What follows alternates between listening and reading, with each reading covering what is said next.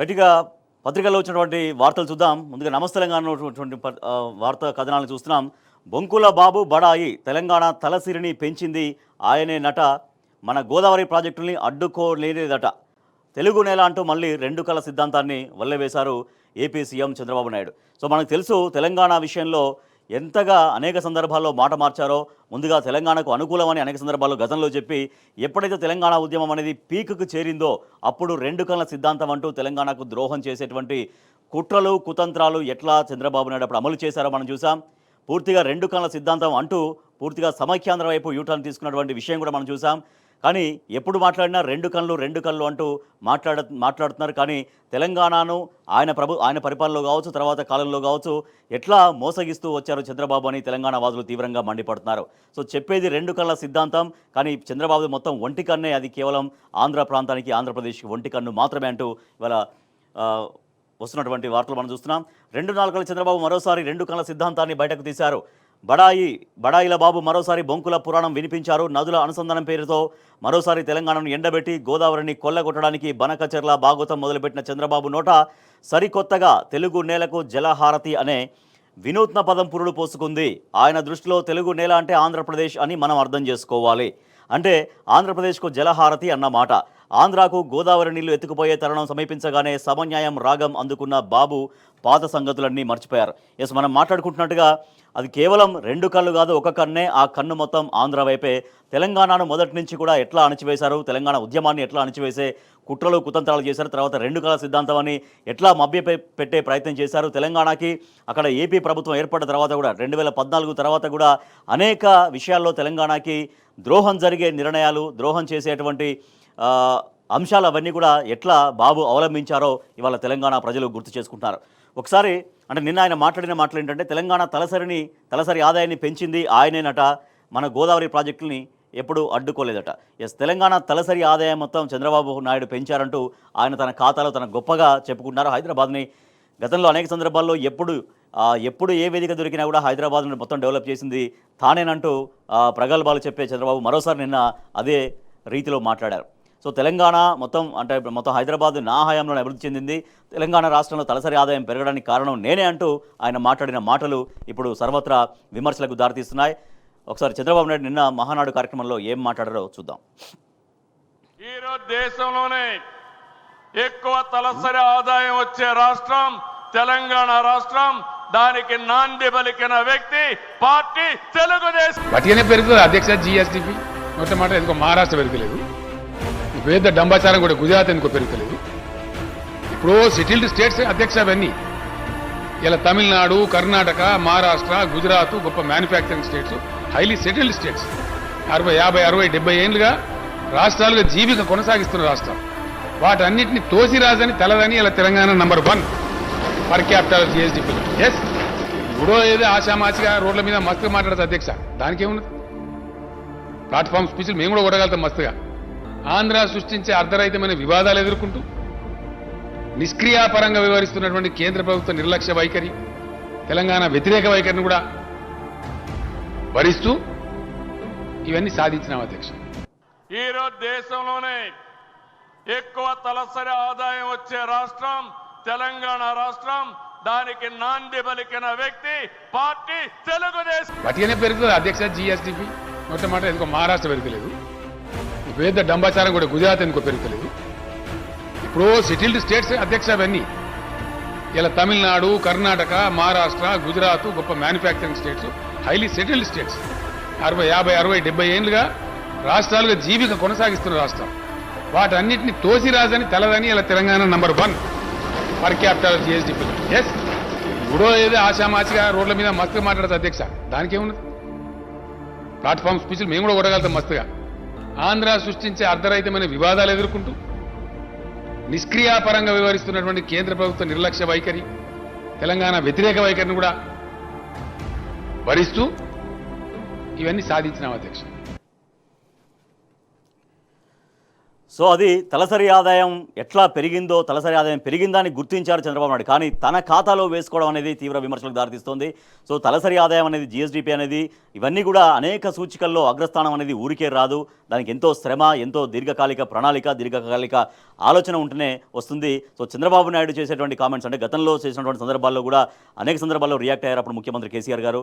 నిన్న కూడా అదే రిపీట్ చేశారు. హైదరాబాద్ తాను డెవలప్ చేశారని, తెలంగాణ తలసరి ఆదాయం, దేశంలోనే తలసరి ఆదాయం ఎక్కువగా ఉన్న రాష్ట్రంగా తెలంగాణను గుర్తించారు. బట్ ఆ గుర్తించింది, ఆ అభివృద్ధి ఆయన ఖాతాలో, తన ఖాతాలో వేసుకుంటున్నటువంటి పరిస్థితి. సో ఇది చంద్రబాబు నైజం అంటూ తెలంగాణ వాదులు మండిపడుతున్నారు. ఒకసారి మనం చూద్దాం. 2014-19 మధ్య చంద్రబాబు ప్రభుత్వం తెలంగాణ ప్రాజెక్టులపైన ఎట్లా ఫిర్యాదులు చేశారో మనం చూస్తున్నాం. ఆయన ఏం చెప్తున్నారు, ఎట్లా తెలంగాణ ప్రాజెక్టులను, కాళేశ్వరాన్ని ఎప్పుడు నేను అడ్డుకోలేదు అని ఏదైతే మాట్లాడుతున్నారో ఒకసారి మనం చూద్దాం. డేట్స్ వైజ్గా మనకుంది. 2018 జూన్ 13 రోజు కాళేశ్వరం ప్రాజెక్టు పైన కంప్లైంట్ చేశారు. 2017 జూలై 1 రోజు డిండి, పాలమూరు రంగారెడ్డి, భక్త రామదాసు దీనిపైన కంప్లైంట్ చేశారు. 2017 ఏప్రిల్లో తుమ్మిళ్ళ ఎత్తిపోతల పథకం పైన కంప్లైంట్ చేశారు. 2017 మార్చిలో భక్త రామదాసు ఎత్తిపోతల పథకం పైన, 2017 ఫిబ్రవరిలో SRSP 1 సీతారామ ప్రాణహిత చేవెళ్ల వరద కాల్వ, 2017 జనవరి 31న SRSP 1 సీతారామ ప్రాణహిత చేవెళ్ల వరద కాల్వ పైన మళ్ళీ అప్పుడు కూడా కంప్లైంట్ చేశారు. అది ముందు చేశారు. 2016లో పాలమూరు రంగారెడ్డి డిండి ప్రాజెక్టు పనులు నిలిపేయాలంటే కేంద్రానికి చంద్రబాబు స్వయంగా లేఖ రాశారు. అంతకు ముందు ఫిబ్రవరిలో 2016లో పాలమూరు రంగారెడ్డి డిండి ప్రాజెక్టు పైనే, 2015లో నవంబర్ లోపభూయిష్టంగా ఉన్న కల్వకుర్తి ప్రాజెక్టుకు నీటి కేటాయింపు పెంచారంటూ అప్పుడు కంప్లైంట్ చేశారు. 2015లో ఆగస్టు 1న పాలమూరు రంగారెడ్డి డిండి ప్రాజెక్టు పైన అప్పుడు కంప్లైంట్ చేశారు. అంతకంటే ముందు జూన్ 11 నాడు కూడా సేమ్ పాలమూరు రంగారెడ్డి డిండి ప్రాజెక్టు పైన కంప్లైంట్ చేశారు. సో ఇది తెలంగాణ ప్రాజెక్టుల పైన అక్కడ ఏపీ ప్రభుత్వం ఏర్పడిన తర్వాత 2014 నుంచి 19 వరకు చేసినటువంటి కంప్లైంట్స్. కానీ తెలంగాణ ప్రాజెక్టులను ఎప్పుడు అడ్డుకోలేదు, కాళేశ్వరం ప్రాజెక్టును ఎప్పుడు అడ్డుకోలేదు అంటూ నిన్న అన్ని అబద్ధాలు మాట్లాడారు మహానాడు వేదిక పైన ఏపీ సీఎం చంద్రబాబు నాయుడు. అబద్ధానికి అంగీలాగు తొడిగితే చంద్రబాబు రూపాన్ని సంతరించుకుంటుందని తెలంగాణ వాదులు, రాజకీయ విశ్లేషకులు ఎద్దేవా చేస్తూ ఉంటారు. చంద్రబాబు తాజా ప్రవర్తన దీనికి మరో ఉదాహరణగా నిలుస్తోంది. తెలంగాణ రాష్ట్రం ఏర్పడిన తొలి నాళ్లలోనే ఏపీ సీఎం చంద్రబాబు విషయం చిమ్మడం మొదలుపెట్టారు. అధికారంలో ఉన్న 5 ఏళ్ల పాటు తెలంగాణ ప్రాజెక్టులపైన ఫిర్యాదులు చేశారు. సో మనం చూసాం ఎన్ని రకాల కంప్లైంట్స్ చేశారో, ఎన్ని ప్రాజెక్టులపైన ఎన్ని ఫిర్యాదులు చేశారో మనం చూసాం. కానీ నిన్న అసలు ఈ తెలంగాణ ప్రాజెక్టులపైన ఏనాడు నేను అడ్డుకోలేదు అంటూ చంద్రబాబు మాట్లాడడం, తెలంగాణ అభివృద్ధిని, హైదరాబాద్ అభివృద్ధిని తన ఖాతాలో వేసుకోవడం పట్ల తెలంగాణ వాదులు తీవ్రంగా మండిపడుతున్నారు. 2014 నుంచి తెలంగాణ ఎప్పుడైతే ఆవిర్భావం జరిగిందో, తెలంగాణ ఆవిర్భావం జరిగిన దగ్గర నుంచి అనేక అంశాలని దాన్ని బాగు చేస్తూ, ఆ వ్యవస్థని నిలబెడుతూ ఇవాళ అన్ని రంగాల్లో అగ్రగామిగా తెలంగాణ ఉంది అంటే దానికి కారణం డెఫినెట్గా బీఆర్ఎస్ పరిపాలన. ఇది ప్రజలందరూ కూడా గమనించినటువంటి వాస్తవం. కానీ చంద్రబాబు నాయుడు తెలంగాణ అభివృద్ధి జరిగిందని గుర్తించి, ఆ అభివృద్ధిని అనేక అంశాల్లో అగ్రగామిగా నిలిచినటువంటి వైనాన్ని, ఆ ఫలితాలని తన ఖాతాలో వేసుకోవడం పట్ల తెలంగాణ వాదులు తీవ్రంగా ఆగ్రహం వ్యక్తం చేస్తూ ఉన్నారు. వార్తామానం చూస్తున్నాం. మేడిగడ్డ పైన ఎన్డీఏసీ రిపోర్ట్ అవుట్, మరో కమిటీ ఇన్. కొత్త నాటకం మేడిగడ్డ పైన. ఎల్ఎన్టీ లేఖతో సర్కారులో కుదిపోస్తుంది. కమిటీల పేరిట సర్కారు సెకండ్ హాఫ్ రాజకీయ డ్రామా. ఎన్డీఎస్ఏ నివేదిక పేరిట ఏడాదిన్నర పాటు డ్రామాలు. నీటిని ఎత్తిపోయాక పంటలను ఎండబెట్టిన సర్కార్. తుది నివేదికతో చేతులు దులుపుకున్న కేంద్ర సంస్థ. అదే డొల్ల నివేదికను దిమ్మదిరిగేలా ఎల్ఎన్టీ లేఖ ఇచ్చింది. నివేదికని ఏం చేయాలనో, ఎట్లా చేయాలనో చెప్పాలంటూ ప్రశ్నిస్తోంది ఎల్ఎన్టీ. చేసేది లేక పునరుద్ధరణకు సర్కారు నిపుణుల కమిటీ వేసింది. పునరుద్ధరణ పైన ఎన్డీఎస్ఏకే స్పష్టత లేదన్నటువంటి నిపుణులు. కాళేశ్వరం ప్రాజెక్టు అనేది ఒక బహుళార్థ సాధక ప్రాజెక్టు. తెలంగాణలో కాదు, యావత్ ప్రపంచంలోనే ఒక పేరు ప్రతిష్టలు సంపాదించుకున్నటువంటి ప్రాజెక్టు కాళేశ్వరం ప్రాజెక్టు. అటువంటి కాళేశ్వరం ప్రాజెక్టు పైన అక్కడ మేడిగడ్డ దగ్గర ఒక 2 పిల్లర్లు కుంగుబాటు జరిగితే దాన్ని సాకుగా చూపి దాదాపుగా 1.5 year నుంచి వాటిని రిపేర్ చేయకుండా, తెలంగాణ రైతాంగానికి నీళ్లు అందకుండా, తద్వారా బీఆర్ఎస్ ప్రభుత్వాన్ని బదనం చేయాలని చూస్తోంది అంటూ బీఆర్ఎస్ తీవ్రంగా మండిపడుతుంది. అంత పెద్ద ప్రాజెక్టులో డెఫినెట్గా ఎక్కడన్నా 1-2 అంటే ఏదైనా సందర్భాలలో చిన్నవి జరుగుతూ ఉంటాయి. వాటిని అప్పటికప్పుడు రిపేర్ చేసి వాటిని నిలబెట్టి తిరిగి ఆ ఫలితాలని అందించగలగాలి. అట్లా కాకుండా దాన్ని దాదాపు 1.5 year నుంచి అట్లాగే రిపేర్లు చేయకుండా ఎండబెడుతూ, తర్వాత ఎన్డీఎస్ఏ నివేదిక రావాలి అంటూ వెయిట్ చేస్తూ, ఇట్లా కాలయాపన చేస్తూ ఇవాళ ఫైనల్గా రైతాంగానికి తీవ్ర నష్టం వాటిల్లేలాగా కాంగ్రెస్ ప్రభుత్వం చేసింది అన్నటువంటి విమర్శలు వస్తున్నాయి. సో ఇప్పుడు కొత్త నాటకం. ఇప్పుడు ఎన్డీఎస్ఏ రిపోర్టు దాంట్లో వచ్చిన తర్వాత మళ్ళీ ఇంకో కమిటీ వచ్చింది. ఇప్పుడు పునరుద్ధరణ కమిటీ అనేది. కానీ పునరుద్ధరణ కమిటీ కూడా వాళ్ళ అంచనాలో, అంటే వాళ్ళ ఎంక్వైరీలో ఎన్డీఎస్ఏకే స్పష్టత లేదు అంటున్నటువంటి నిపుణులు. అంటే ఆ నిపుణులే ఎన్డీఏకి ఒక స్పష్టత లేదు అంటూ వాళ్ళు కూడా తేల్చేస్తున్నటువంటి పరిస్థితి. దాన్ని ఈజీగా రిపేర్ చేసి ఎప్పటి నుంచో దాన్ని మళ్ళీ తిరిగి వినియోగంలోకి తీసుకురావచ్చు. అట్లా కాకుండా ఎన్డీఎస్ఏ రిపోర్టు సాకుతో ఇంతకాలం కాలయాపన చేసి మళ్ళీ ఇప్పుడు మరొక కమిటీ పేరిట మళ్ళీ కాలయాపన చేసే విధంగా సర్కారు డ్రామాలు చేస్తుంది, కొత్త నాటకం ఆడుతున్నట్టుగా ఈ వార్త మనం చూస్తున్నాం.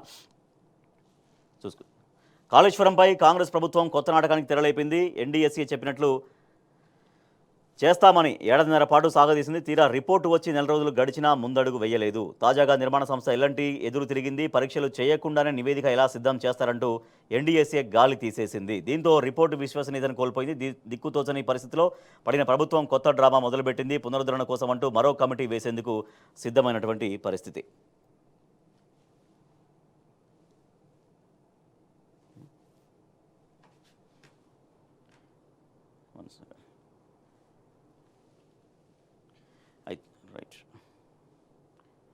ఎన్డీఎస్ఏ కాదది ఎన్డీఏ నివేదిక. కాంగ్రెస్ బీజేపీవే చీప్ పాలిటిక్స్. ఎన్డీఎస్ఏ నివేదికను ఎల్ఎన్టీ సంస్థ తిరస్కరించడం ఆ పార్టీలకు చెంపపెట్టు అశాస్త్రీయ పద్ధతిలో రిపోర్టు ఇచ్చిందని బీఆర్ఎస్ చేస్తున్న వాదనే నిజమైంది. రైతులకు రేవంత్ రెడ్డి క్షమాపణ చెప్పాలి అంటూ BRS working president KTR demand చేస్తున్నారు. మేడిగడ్డకు రిపేరు చేయాలంటూ. ఇవి రెండు జాతీయ పార్టీలు కాంగ్రెస్ బీజేపీవి చీప్ పాలిటిక్స్.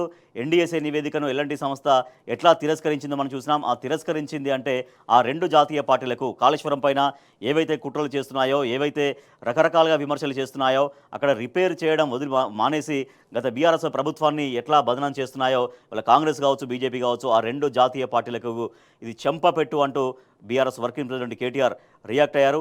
అశాస్త్రీయ పద్ధతుల్లో టోటల్గా ఏమాత్రం కూడా దానికి శాస్త్రీయత లేకుండా, పూర్తిగా సమగ్ర అధ్యయనం లేకుండా ఆ రిపోర్ట్ ఇచ్చిందని బీఆర్ఎస్ మొదటి నుంచి ఏదైతే చెబుతుందో ఆ బీఆర్ఎస్ చేస్తున్నటువంటి వాదనే నిజమైంది. కాబట్టి ఇవాళ రిపేర్ చేయకుండా రైతు పొలాల్ని ఎండబెట్టిన సీఎం రేవంత్ రెడ్డి తెలంగాణ రైతాంగానికి వెంటనే క్షమాపణ చెప్పాలి. క్షమాపణ చెప్పడమే కాకుండా మేడిగడ్డకు రిపేర్లు చేయించాలి ఫాస్ట్గా అంటూ కేటీఆర్ రియాక్ట్ అయ్యారు. మేడిగడ్డకు తక్షణమే మరమ్మతులు చేపట్టాలి. మేడిగడ్డ, అన్నారం సుందీలను నింపాలి. మాజీ ఎంపీ బోయినపల్లి వినోద్ కుమార్ కూడా డిమాండ్ చేస్తూ ఉన్నారు.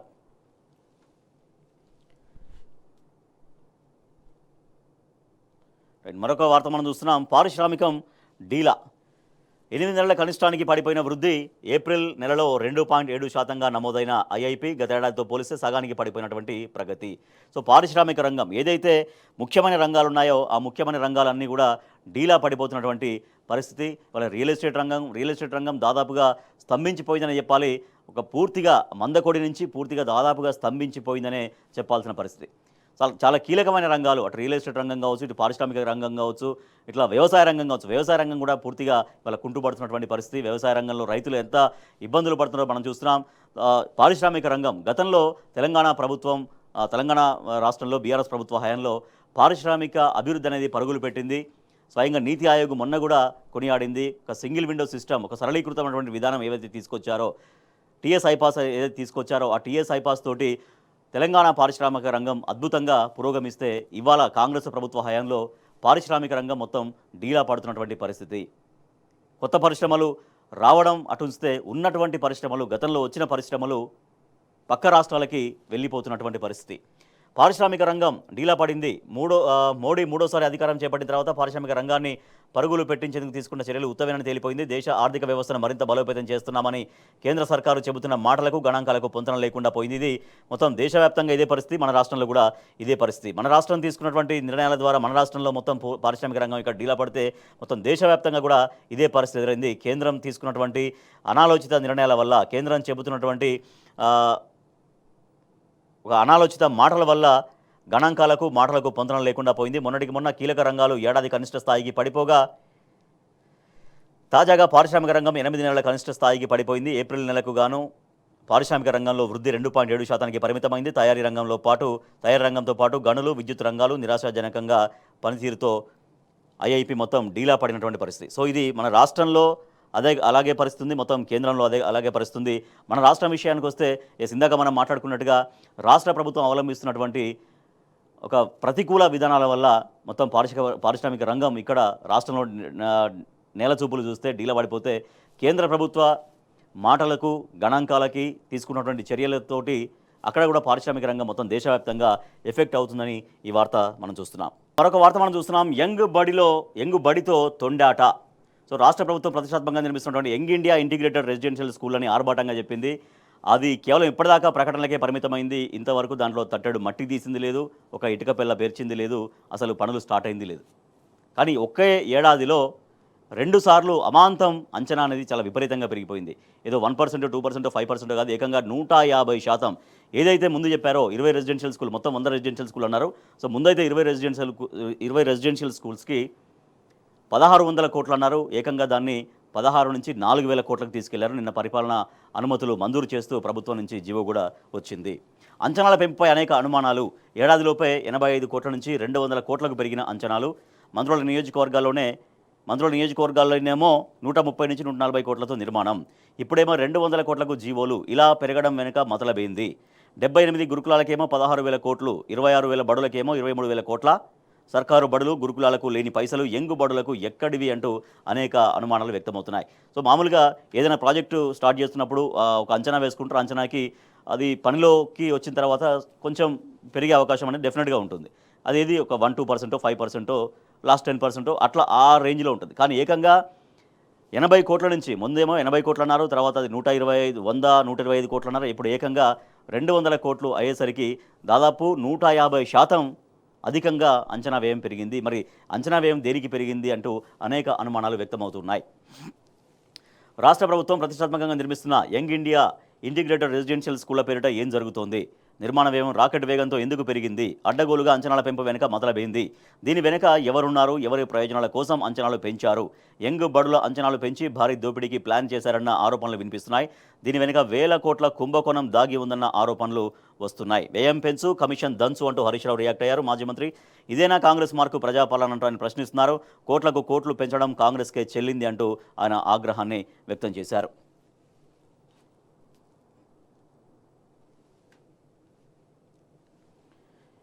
ఎస్,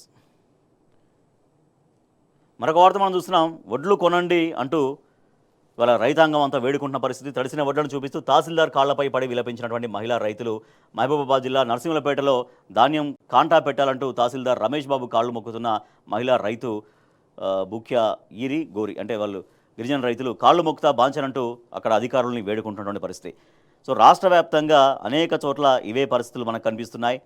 రోజుల తరబడి, వారాల తరబడి అక్కడే ధాన్యపు రాసులు పోసుకుని వాళ్ళు తీవ్రంగా ఇబ్బందులు పడుతున్నారు. కుటుంబం అంతా కూడా అక్కడ కళ్ళాల్లోనే, అంటే ధాన్యం కొనుగోలు కేంద్రాల్లోనే ఎదురు చూస్తున్నటువంటి పరిస్థితి. సో ఎండకెండాయి మొన్నటిదాకా, తర్వాత ఇప్పుడు వానకు తడిసిపోతున్నాయి, కొన్ని చోట్ల మొలకలెత్తినాయి. తడిసిన ధాన్యాన్ని కొనాలంటూ రైతులు ఆందోళన చేస్తున్న పరిస్థితి. మరొక వార్త మనం చూస్తున్నాం. మరొక చోట మొలకెత్తిన ధాన్యంతో రోడ్డెక్కిన రైతులు. సూర్యాపేట జిల్లా అరవపల్లి మండలం బొల్లంపల్లి స్టేజి వద్ద రహదారిపై రైతులు ధర్నా చేశారు. సూర్యాపేట జిల్లాలో ఆందోళన. నెలలు గడుస్తున్నా కూడా కాంటా లేదు, పురుగు మందు డబ్బాతో బైఠాయించినటువంటి రైతు సైదమ్మ. ఇట్లా అనేక చోట్ల రైతుల దగ్గర కొనుగోలు జరపకపోవడంతో వాళ్ళు తీవ్రంగా ఇబ్బందులు పడుతున్నారు. ఆల్రెడీ వర్షాకాలం స్టార్ట్ అయిపోయినాక కూడా ఇంకా ధాన్యపు రాసులు అలాగే ఉన్నాయి. ఇంత ఇసం పోసిపో రేవంత్ వచ్చి వ్యవసాయం నాశనం చేసిండంటూ ఒక మహిళా రైతు, ఒక పెద్దావిడ మహిళా రైతు, ఆమె శాపనార్థాలు పెడుతుంది. ఎన్నికల ముందు ఎన్నెన్ని చెప్పినావు, ఇప్పుడు ఎందుకు ముంచుతున్నావు? అసలు ఇసంటోనివి ఎందుకు వచ్చినావు? నీ గెలుసుడుకు గత్తర రాను, నువ్వు మనిషివైతే మా గోస చూసిపో. కేసీఆర్ ఉన్నప్పుడే అంతా మంచిగుండే. మహిళా రైతు జంగా నరసవ్వ ఆవేదన, మొలకెత్తిన వడ్లను చూపుతూ ఆక్రోశం. సో ఇది అంటే రైతాంగం ఎక్కడ చూసినా కూడా ఇదే పరిస్థితుల్లో కనిపిస్తోంది. ఇటువంటి రోదనలే మనకు వినిపిస్తున్నాయి, ఇటువంటి ఆవేదనలే మనకి దర్శనమిస్తున్నాయి. కాలుమొక్త సారు వడ్లు కొనండి. మహబూబాద్ జిల్లా నరసింహులపేటలో తహసీల్దార్ కాళ్లపై పడి విలపించిన రైతు. మనం ఇందాక వార్త చూసినాం ఇంకో పేజీలో. ధాన్యం కొనకపోతే చచ్చిపోతా. సూర్యాపేట జిల్లాలో పురుగు మందు డబ్బాతో బైఠాయించిన రైతు సైదమ్మ. కాంటా పెడతలేరంటూ ధాన్యానికి నిప్పు పెట్టుకున్న పరిస్థితి. నిర్మల్ జిల్లా ముక్తాపూర్లో ఈ ఘటన జరిగింది. సో అయితే ఇట్లా ధాన్యానికి నిప్పు పెట్టుకోవడం, లేకపోతే ఆ మొలకెత్తినటువంటి ధాన్యాన్ని చాలా చోట్ల పశువులకి మేతగా వేస్తున్నటువంటి పరిస్థితి. సో ప్రభుత్వం అయితే ప్రకటనలు చేస్తుంది, ఆ ప్రకటనలకు మాత్రమే పరిమితమైనటువంటి పరిస్థితి. కానీ అవి రైతులు తీవ్ర ఇబ్బందులు పడుతున్నారు. మా రోదనలు, మా గోస మీకు వినిపించట్లేదా అంటూ ప్రభుత్వాన్ని, ముఖ్యమంత్రిని ప్రశ్నిస్తున్నారు. మరొక వార్త చూస్తే, పెట్టుబడులకు ప్రయత్నిస్తాం, తెలంగాణపై మాకుండే ప్రేమ, అభిమానం ఇంకెవరికి ఉండవు అంటూ బీఆర్ఎస్ వర్కింగ్ ప్రెసిడెంట్ కేటీఆర్ స్పష్టం చేశారు. పెట్టుబడులకు ముందుకొచ్చే వారికి సహకారం అందించండి. యూకే తెలుగు బిజినెస్ కౌన్సిల్ పారిశ్రామికవేత్తలతో కేటీఆర్. యూకేలోనూ బీఆర్ఎస్ పార్టీ రజతోత్సవాలు ఘనంగా నిర్వహిస్తాం. ఏడాది పాటు సంబరాలు. కాంగ్రెస్ సర్కారు అవినీతిని సోషల్ మీడియాలో ఎండగడుతున్నారు. బీఆర్ఎస్ ఎన్ఆర్ఐ యూకే విభాగానికి కేటీఆర్ ప్రశంసలు కురిపించారు.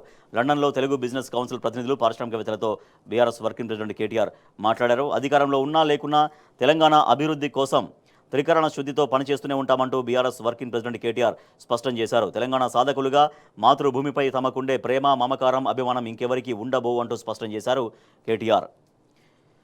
యూకేలో రజతోత్సవాలు. భారత రాష్ట్ర సమితి పురుడు పోసుకుని 25 ఏండ్లు పూర్తయిన సందర్భంగా త్వరలో యునైటెడ్ కింగ్డమ్లోనూ రజతోత్సవం సంబరాలను నిర్వహించబోతున్నట్టుగా కేటీఆర్ చెప్పారు. ఇప్పటికే యూఎస్లో కూడా రజతోత్సవ సంబరాలు నిర్వహించేందుకు సిద్ధమైంది. జూన్ 1, 2 ఈ 2 రోజులు రజతోత్సవ సంబరాలు, తర్వాత at the same time Telangana ఆవిర్భావ వేడుకలను కూడా యూఎస్లో జరపబోతున్నారు, డల్లాస్లో. దానికి కేటీఆర్ హాజరవుతున్నారు. లండన్లో అనిల్ కుర్మాచలానికి కేటీఆర్ పరామర్శ. గుండె ఆపరేషన్ చేయించుకొని కోలుకుంటున్న లండన్లో అనిల్ కుర్మాచలాన్ని బీఆర్ఎస్ వర్కింగ్ ప్రెసిడెంట్ కేటీఆర్ పరామర్శించారు. మలిదేశ తెలంగాణ ఉద్యమంలో యునైటెడ్ కింగ్డమ్లో తెలంగాణ వాదాన్ని బలంగా వినిపించిన బీఆర్ఎస్ నాయకుడు, ఫిల్మ్ డెవలప్మెంట్ కార్పొరేషన్ మాజీ చైర్మన్ అనిల్ కుర్మాచలంని కేటీఆర్ నిన్న పరామర్శించారు. ఇక డల్లాస్లో ఇప్పటికే ధూమ్ధామ్ కార్యక్రమాలు అవి సాగుతూ ఉన్నాయి. బీఆర్ఎస్ రజతోత్సవాన్ని అక్కడ వైభవంగా జరిపేందుకు పార్టీ సిద్ధమైంది. డల్లాస్లో బీఆర్ఎస్ ధూమ్ధామ్. తలమానికంగా రజతోత్సవం, సన్నాహక సమావేశాల్లో నేతలు, హాజరయ్యే ప్రతినిధులకు ఏర్పాట్లు. అమెరికాలోని డల్లాస్లో మాజీ మంత్రి ఎర్రబెల్లి దయాకర్ రావు, ఎమ్మెల్యే సుధీర్ రెడ్డికి ఘనస్వాగతం పలికిన ఎన్ఆర్ఐ పార్టీ విభాగం నేతలు. నార్త్ టెక్సాస్లోని మహాత్మాగాంధీ విగ్రహానికి నివాళులు అర్పిస్తున్న మాజీ మంత్రి ఎర్రబెల్లి, సుధీర్ రెడ్డి, బీఆర్ఎస్ ఎన్ఆర్ఐ నేతలు. డెలావేర్లో బీఆర్ఎస్ రజతోత్సవ సన్నాహక సమావేశంలో మాట్లాడుతున్న మాజీ ఎమ్మెల్యే బాల్కా సుమన్. చిత్రంలో క్రాంతి కిరణ్, కిషోర్, రోహిత్ రెడ్డి అండ్ బాలమల్లు. డల్లాస్లో బీఆర్ఎస్ రజతోత్సవ ఏర్పాట్లలో మహేష్ బిగాల, తన్నీరు. తలమానికంగా రజతోత్సవం, సన్నాహక సమావేశాల్లో నేతలు, హాజరయ్యే ప్రతినిధులకు ఏర్పాట్లు. పార్టీ రజతోత్సవాల నేపథ్యంలో బీఆర్ఎస్ ఎన్ఆర్ఐ విభాగం తలపెట్టిన డాలర్ సభపై సర్వత్రా ఆసక్తి నెలకొంది. పార్టీ నేతలు, ఎన్ఆర్ఐ విభాగం నేతలు డాలర్ సభను తెలంగాణకు తలమానికంగా నిర్వహిస్తామని చెబుతున్నారు. మరొక వార్త చూస్తే, దామగుండంలో అరణ్య రోదన. నిన్న హెచ్సియు, నేడు దామగుండం. ఆలనా పాలన లేక ఎండిన ట్రాన్స్లోకేట్ చెట్లు, అడవి కుక్కల బారిన పడి జింకల మృత్యువాత. అమలు కాని చట్టాలు, రోధిస్తున్న జీవాలు, సంబంధం లేదంటున్న జిల్లా అటవీ అధికారి. పర్యావరణానికి కాంగ్రెస్ సర్కారు గ్రహణం. ప్రభుత్వంపై పర్యావరణవేత్తల తీవ్ర ఆగ్రహం అంటూ ఈ వార్త చూస్తున్నాం. ఒక వన్యప్రాణి, ఒక జింక చనిపోయినటువంటి ఫోటోగ్రాఫ్ కూడా మనం చూస్తున్నాం. దామగుండంలో అరణ్య రోదన కొనసాగుతోంది. హైదరాబాద్లో చెరువులను ఉద్ధరిస్తామని చెబుతున్న కాంగ్రెస్ ప్రభుత్వం పర్యావరణంతో చెలగాటమాడుతుంది. నిన్న హైదరాబాద్ సెంట్రల్ యూనివర్సిటీ భూముల్లోని పచ్చదనాన్ని విధ్వంసం చేయడంతో పాటు మూగజీవాల ఉసురు తీసిన సర్కారు చర్యలు ఇప్పుడు వికారాబాద్ జిల్లా దామగుండం అటవీ ప్రాంతంలో కూడా పునరావృతం అవుతున్నటువంటి పరిస్థితి. ఇవి పత్రికల్లో వచ్చినటువంటి ప్రధాన వార్తలు.